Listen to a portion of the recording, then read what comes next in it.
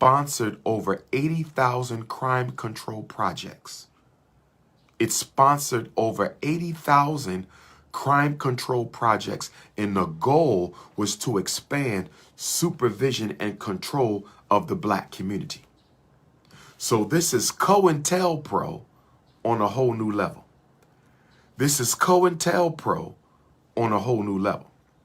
Then, on June the 7th, 1965, the United States Supreme Court makes abortion fully legal. On June 7th, 1965, the United States Supreme Court made abortions fully legal across the country. Why did the Supreme Court in the summer of 65? Why did the Supreme Court in the summer of 65 cancel all arguments against abortion? Because you just had the Civil Rights Bill of 64 and the Voting Rights Act of 65. Black people appeared as if they were going to be included into the American social structure. And to prepare for that, they had to make sure they could give black women as many abortions as possible. They had to make sure that Planned Parenthood could continue to operate in the black community. So the Supreme Court outlawed abortion in 65, okay?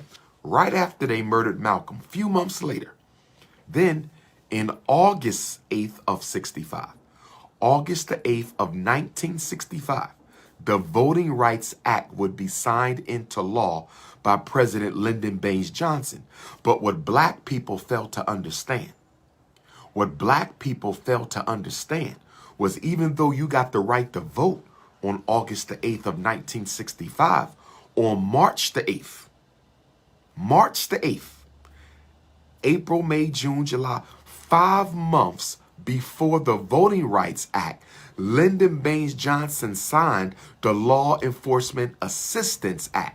5 months before the Voting Rights Act, Lyndon Baines Johnson signed the Law Enforcement Assistance Act. So while black people were celebrating the right to vote unencumbered, your government was empowering your police to destroy the black community. While you were being given the right to vote,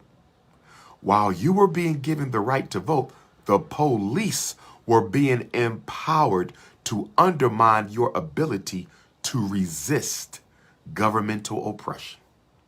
While you were being given the right to vote, the government was empowering the police in your neighborhood to undermine your ability to fight against racism. Then on January the 12th of 1966, Batman and Robin TV series appears on television for the first time. January 1966, Batman and Robin TV show appears for the first time. Why am I bringing that up? Why is Dr. Umar bringing up the Batman and Robin TV show on January the 12th of 1966? The reason I'm bringing that up is because one of the themes you're going to learn when we go through the 1970s. One of the themes you're going to learn about as we go through the 1970s is that the government deliberately used television to distract black people away from the political agenda. Stay with me. I want you to understand, overstand, and understand. In the 1960s and the 1970s, the U.S. government would use television to distract black people away from the political agenda of the United States government. Cartoons really began to make a headway into American daily life in the late 60s and early 70s. Cartoons really began to make a headway into American life in the late 60s and 70s to distract black people and to distract black children away from the political agenda.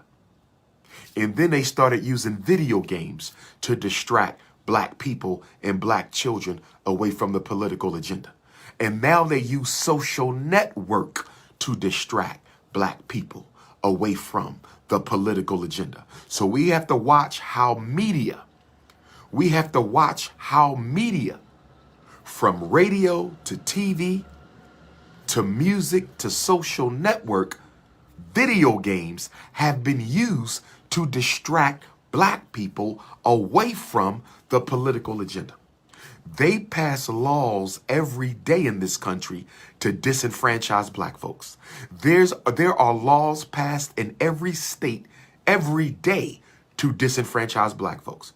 I'm willing to bet there's not a day that goes by where one of the state legislatures of this country, there's not a day that goes by without at least one of 50 state legislatures passing a law to disenfranchise black folks every day.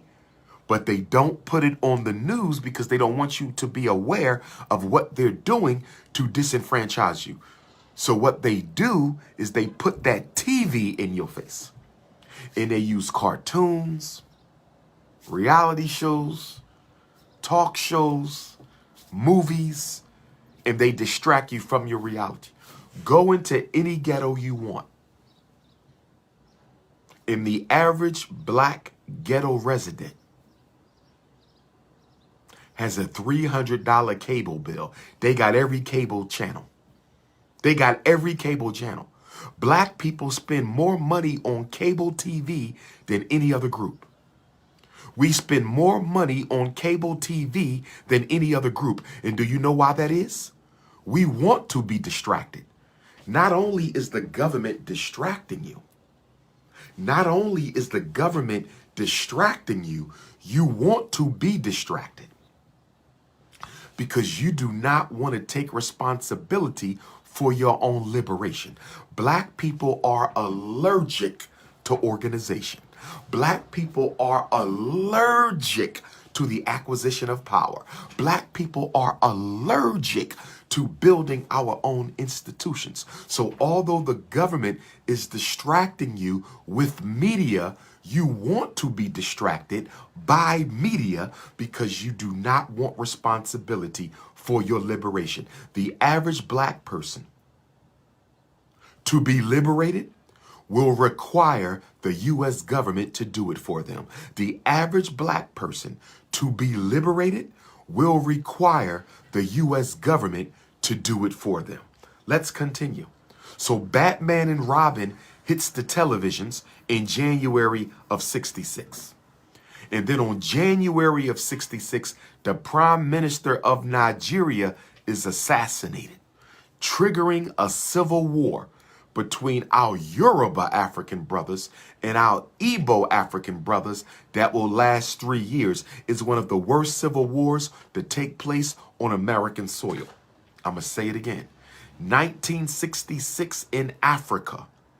The Nigerian prime minister would be assassinated, which triggered a civil war between our Igbo African brothers in Nigeria and our Yoruba African brothers in Nigeria. And it is a war that would separate nations in Nigeria from one another. And then on January 17th, 1966, Dr. King opens up his Chicago campaign.